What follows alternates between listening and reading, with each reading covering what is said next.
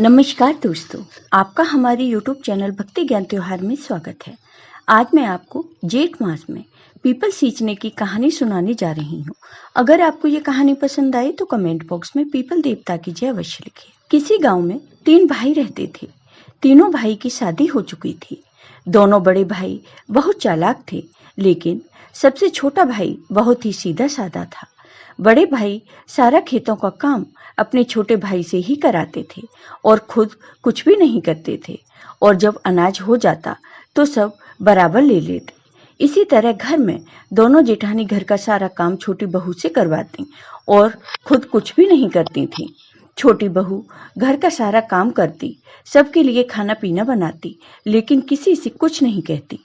छोटी बहू बहुत ही धार्मिक थी। वह रोज पूजा पाठ किया करती थी। एक बार की बात है, एक बूढ़ी औरत उनके घर आई और कहा, मुझे बहुत भूख लगी है, कुछ खाने को दे दो। बड़ी बहू ने कहा, माँ जी, मैंने तो अपना खाना खा लिया है, अब मेरे पास खाना नहीं है, आप दूसरी बहू से ले लो। फिर बूढ़ी माँ ने दूसरी बहू से कहा, बेटी, मुझे बहुत भूख लगी है, कुछ खाने को दे दो।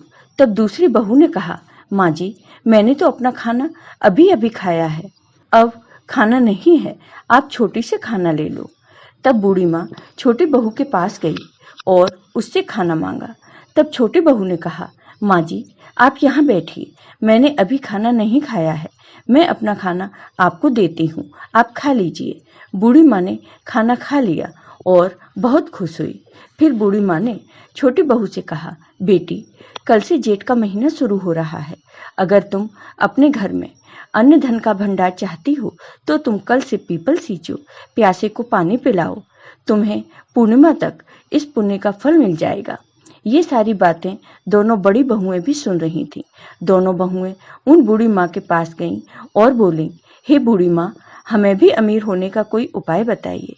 तब बूढ़ी माँ ने कहा, बेटियों, ये सबके लिए है।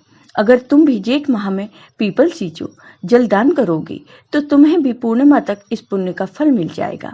अब छोटी बहू के साथ साथ दोनों बड़ी बहुएं भी नित नियम लेने को तैयार हो गईं। दूसरे दिन सुबह तीनों बहुएं नहा धोकर पीपल सींचने गईं। बड़ी बहू ने पीपल सींचा और जो प्यासा मिला उसे पानी पिला दिया, और जो पानी बचा उसे वहीं फैलाकर घर आ गई। दूसरी बहू ने पीपल सींचा और आने जाने वालों से कहा, जिसे प्यास लगी हो खुद पानी लेकर पी लो, मैं तो बहुत थक गई हूँ। फिर बचे हुए पानी को वहीं फैलाकर वह भी घर आ गई।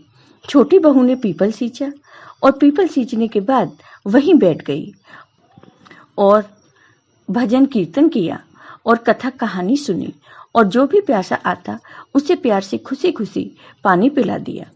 जब पूरा पानी खत्म हो जाता तभी वह घर आती। इसी तरह पूरा जेठ का महीना बीत गया। जेठ पूर्णिमा की अगली सुबह तीनों बहुओं ने अपना अपना घड़ा देखा तो बड़ी बहू के घड़े में 1-2 सोने की मोहरें थीं और दूसरी बहू का घड़ा बिल्कुल खाली था, उसमें कुछ भी नहीं था। लेकिन छोटी बहू का घड़ा सोने के सिक्कों से भरा था। तब उन दोनों बड़ी बहुओं ने कहा, भगवान, यह आपकी कैसी माया है? हम तीनों ने जब नित्य नियम बराबर किया था तो आपने धन देने में बराबरी क्यों नहीं की? हमें कुछ नहीं दिया और छोटी बहू को घड़ा भरकर सोने के सिक्के दिए।